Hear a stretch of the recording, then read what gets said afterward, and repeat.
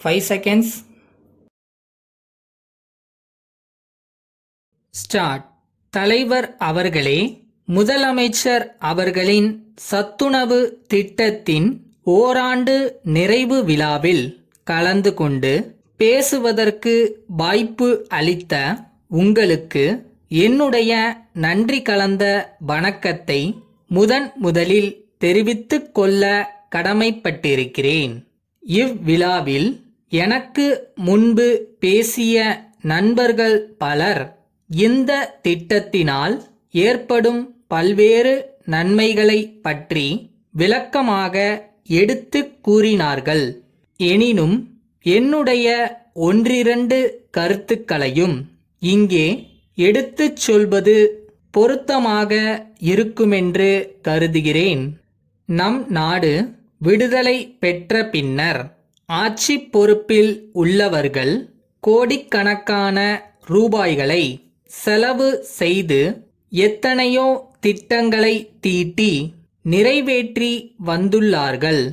பெரிய பெரிய அணைக்கட்டு திட்டங்களை நிறைவேற்றியதன் காரணமாகவும் ஏரிகள், குளங்கள் முதலியவற்றை பழுது பார்த்து செப்பனிட்டதன் காரணமாகவும் புதிய கிணறுகள் பலவற்றை ஏற்படுத்தி கொடுத்ததன் காரணமாகவும் லட்சக்கணக்கான ஏக்கரா நிலங்களுக்கு பாசன வசதி ஏற்பட்டு அதன் மூலமாக உணவு தானியங்களின் உற்பத்தி பெருகி வந்துள்ளது.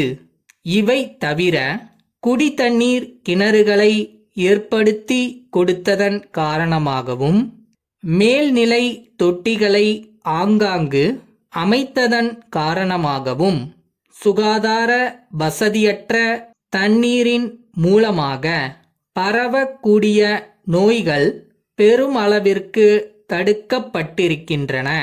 இவ்வாறெல்லாம் பல்வேறு திட்டங்களை தீட்டி நிறைவேற்றியதால் மக்களுடைய வாழ்க்கை தரம் உயர்ந்துள்ளது என்பதில் ஐயம் இல்லை.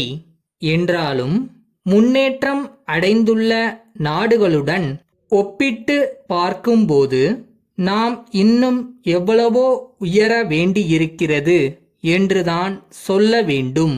சில நாடுகள் முன்னேற்றம் அடைவதற்கான அடிப்படை காரணம் அந்த நாடுகளில் உள்ள மக்கள் உடல் நலமும் மன வளமும் நிரம்ப பெற்றிருப்பதாகும். மக்கள் நோய்வாய்ப்படாமல் இருக்க வேண்டுமானால் அவர்கள் சத்துள்ள உணவை உட்கொள்ள வேண்டும். ஆனால் இன்றுள்ள நிலைமையில் நம் நாட்டு மக்கள் எல்லோருமே சத்துணவு உட்கொள்வதற்கு வசதி பெற்றிருக்கிறார்கள் என்று சொல்வதற்கில்லை. வறுமை கோட்டிற்கு கீழே உள்ளவர்கள் ஏதோ ஓரளவு உணவு உட்கொள்கிறார்களே தவிர சத்துள்ள உணவை தான் உட்கொள்கிறார்கள் என்று சொல்ல முடியாது. பல்வேறு திட்டங்களின் காரணமாக நாட்டில் உணவு தானியங்களின் உற்பத்தியும் மற்ற அத்தியாவசிய பொருள்களின் உற்பத்தியும் அதிகரித்து கொண்டு வருகிறது. என்றாலும் மக்கள் தொகை பெருக்கத்திற்கு தக்கவாறு அவை அதிகரிக்கவில்லை என்றுதான் சொல்ல முடியும். இந்நிலையில் பள்ளி செல்லும் வயது வந்த சிறுவர்களுக்கு சத்துணவு வழங்கக்கூடிய நிலையில் பெற்றோர்கள் எல்லோருமே இருக்கிறார்கள் என்று சொல்வதற்கில்லை. பள்ளி செல்லும் வயது வந்த எல்லோருமே பள்ளி சென்று கல்வி பயிலுகிறார்கள் என்று சொல்வதற்கில்லை. காரணம், சிறுவர்களை பள்ளிக்குச் செல்ல அனுமதிக்காமல் விவசாய வேலைகள் மற்றும் சிறு சிறு தொழில்கள் செய்வதற்கு அனுப்பி தங்கள் வாழ்க்கையை நடத்த வேண்டிய கட்டாயத்தில் அவர்கள் இருக்கிறார்கள்.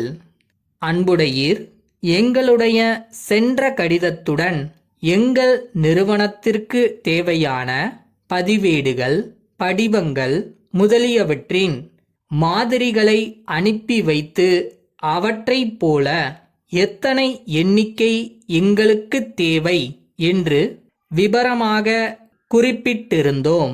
அதன்படி அவற்றை சரிவர அச்சிட்டு தயாரித்து அடுத்த மாதம் 10ஆம் தேதிக்குள் எங்களுக்கு அனுப்பி வைக்குமாறு கேட்டுக்கொள்கிறோம்.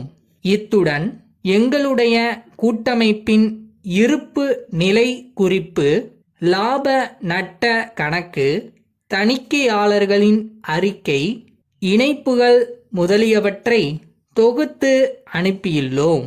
இவற்றை புத்தக வடிவில் அச்சடித்து சென்ற ஆண்டு தயாரித்து கொடுத்தது போலவே இந்த ஆண்டும் தயாரித்து 200 பிரதிகள் அனுப்பி வைக்கும்படி கேட்டுக்கொள்கிறோம். எங்கள் நிறுவனத்திற்கு தேவையான வண்ண கேலண்டர்களையும் தாங்கள் சென்ற ஆண்டை போலவே இவ்வாண்டும் அச்சிட்டு தர வேண்டும் என்பது எங்கள் விருப்பமாகும். சென்ற ஆண்டு நீங்கள் தயாரித்து அளித்தவை சிறந்த முறையில் அமைந்திருப்பதாக எங்கள் வாடிக்கையாளர்கள் பலரும் தெரிவித்தார்கள் என்பதை மகிழ்ச்சியுடன் தெரிவித்துக் கொள்கிறோம். படங்கள், இயற்கை காட்சிகள் ஆகியவற்றின் மாதிரிகளை அனுப்பவும். தங்கள் நம்பிக்கையுள்ள